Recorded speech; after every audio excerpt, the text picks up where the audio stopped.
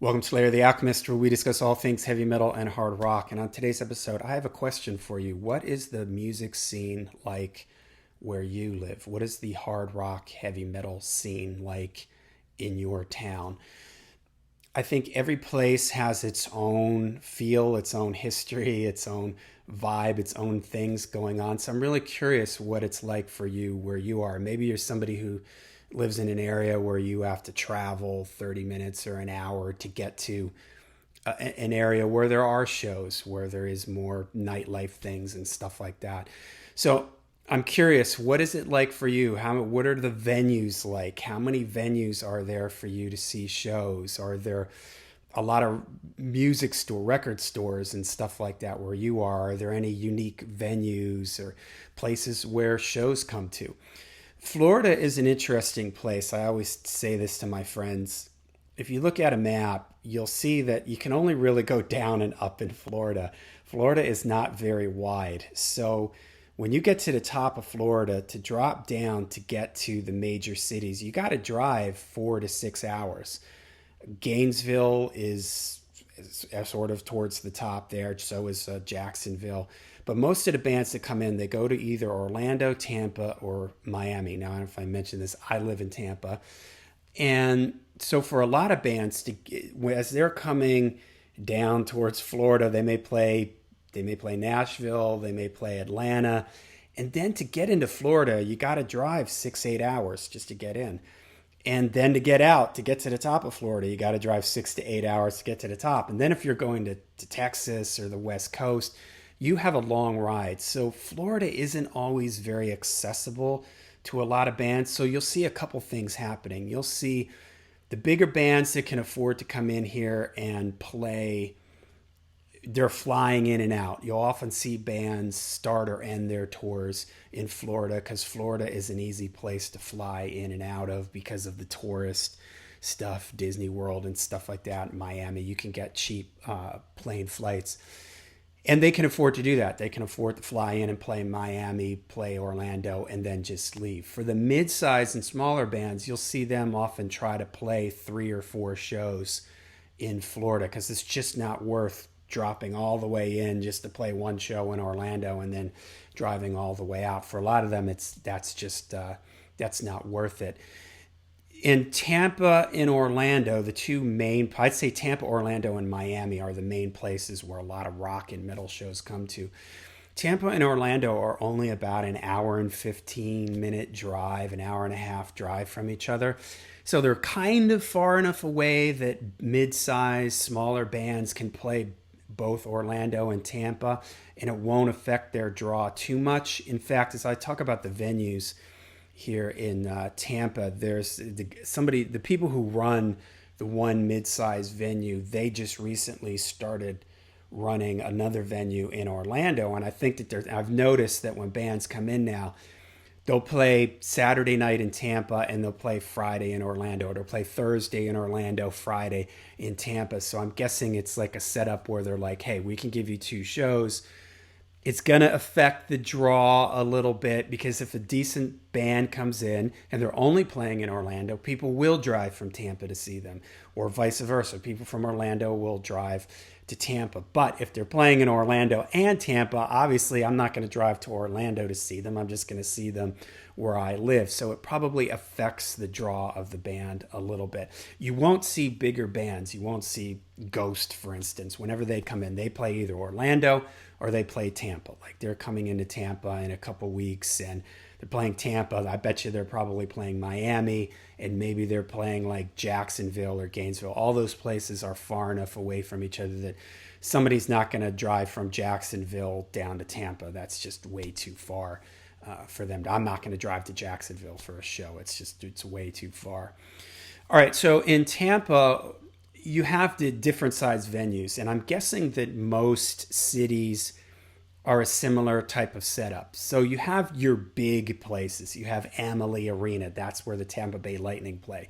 That's where you'll see Paul McCartney and Elton John and Roger Waters and Kiss and stuff like that. Or maybe a really big package tour of, I don't know, popular band. I saw the Smashing Pumpkins there not long ago. Those type of bands play Amalie Arena. There's another venue called the Mid Florida Credit Union Amphitheater or something like that. It's like a an amphitheater, half out covered, half of it's covered, lawn. People sit in the lawn and stuff like that. They also have big bands there. That's where Ghost is playing in a couple weeks. My son last night went and saw the Offspring and Sum 41 there. That's where bands like that play. The step down from that, and this venue is starting to have more and more shows, and I love it because it's in walking distance from where I live. It is the Yingling Center on the campus of the University of South Florida. And that place probably holds, I'm going to guess that that's like a 6,000 seat place. It's like a college basketball arena. So it's like half the size of Amalie Arena or the Mid Florida Credit Union, which probably do, I don't know, what is a typical hockey stadium? Probably do like 18 to 20,000 for a concert. So the Yingling Center is like 8,000. I'm gonna guess six to 8,000. So for instance, Ghost, the last time Ghost came here, they played the Yingling Center, and now they've gone a step up. Every time I've seen Ghost, they've gone up in venue size every time that they come through here. So I don't know what the next stop is for them. Really, the only after the Mid Florida Credit Union, that's really about as big as it gets here. Maybe Amalie Arena. I'm not sure how many, because Mid Florida Credit Union is partially outside. There's seats, but there's also lawn. So I'm not sure exactly how many people they fit there.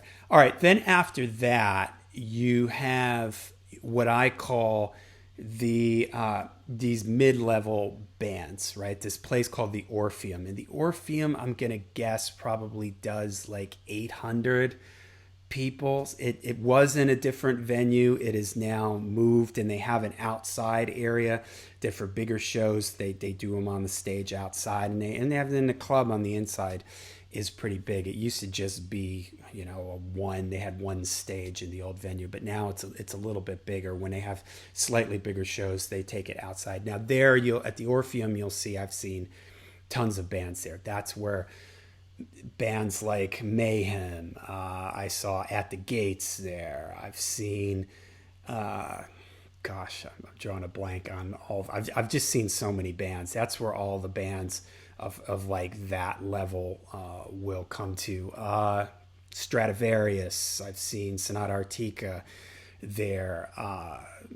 So that's like that level of band that you'll see come, like a lot of the European bands. I saw Nightwish there. So that's like kind of the level of bands that you'll see there. There is another place that's bigger than the Orpheum, but way smaller than like the Yingling Center and Mid Florida Credit Union and Amalie Arena. It's called the Ritz.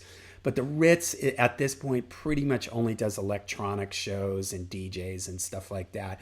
But you will occasionally get like a bigger metalcore band, like I think the Devil Wears Prada was there recently, or a big package tour. I saw Amon Amarth, Entombed, and who the heck was the third band? There was another like big size band, and they played at the Ritz. Now Tampa is also just a little bit north of St. Petersburg, Florida, and in St. Petersburg there's a place called Janus Live, it's an interesting venue. It's outside, but it's like between two buildings, and it's a pretty decent size. It's a pretty decent size venue. I'm going to guess that probably does like 2,000. 2,500, 3,000, something in that range. So sometimes you'll have bands play there. From Tampa, that's like a 20 to 30 minute ride, depending on traffic. The problem with Florida, the only way to get in and out of certain areas is you have to go over a bridge because of all the water. So sometimes it's difficult getting in and out of St. Petersburg. All right, so after the Orpheum, that's where a lot of the metal shows come to the Orpheum. I saw Morbid Angel. Last time I was there, I saw Morbid Angel.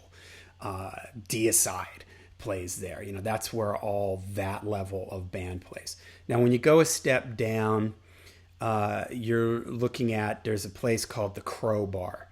And the Crowbar is probably, I'm going to say the Crowbar is like 3 to 350, somewhere in that range, 400 for how many people Go to Crowbar. Super cool place. I love the Crowbar. It's in a section of town called Ybor City, which is awesome. And by the way, I'm gonna make try to make a video at some point where I actually go to a lot of these venues so you can see what some of these places look like. Now the Crowbar will have bands that are. I saw some synthwave bands there. I saw Dance with the Dead. I've seen what's the name of that death metal band, Blood Ritual, I think. Like, so you'll see like kind of bands like that are in that zone, that it's too small of a venue for someone like Amon Amarth. Amon Amarth on their own would play the Orpheum, Sonata Arctica, Rhapsody of Fire, bands like that play it like the Orpheum. But the more like newer sort of touring bands will play at the Crowbar. And the Crowbar does a lot of different stuff. They also do like indie and all other kinds of bands.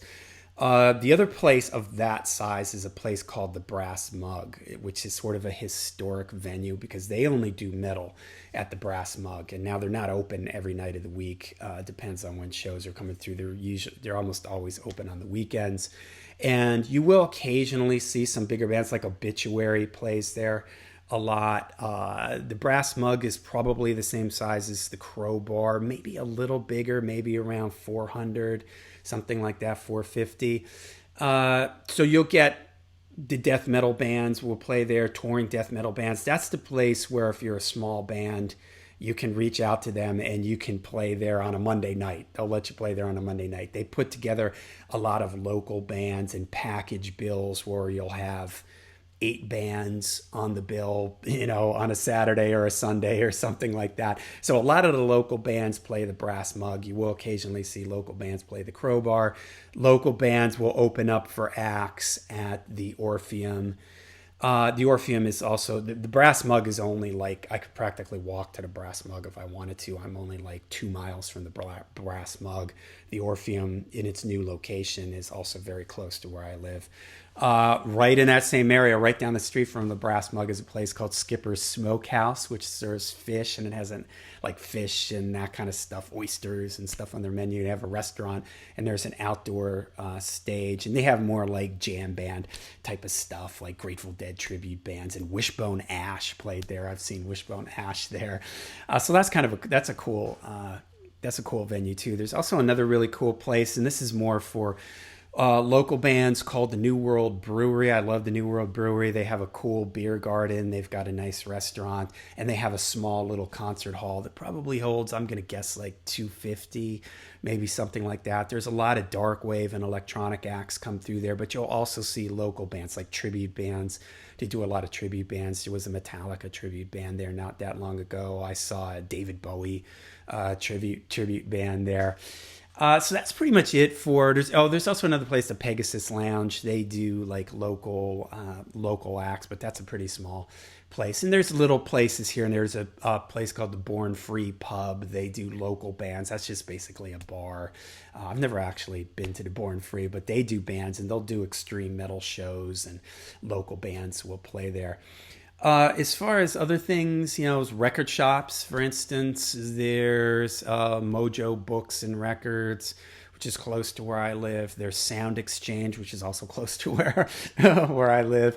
What else is there? There's Steelworker Records, which is awesome. That's a place that just carries metal, some vinyl, and they've got CDs and cassettes and stuff like that. There's Micro Groove Records. So there's about like 4 or 5 record shops in the Tampa Bay area that you can go to. So, all right. So that's just a really quick summary of the Tampa area. I'm really curious, what's it like for you where you live, or when you have to go to a show? If you live in a small town, what's it like in the city that's closest to you? What is the club scene like? Do you have these? Is it sort of like Tampa where you got your places where like Nightwish and bands like that would play, and then you've got your places where your local bands would play and stuff like that?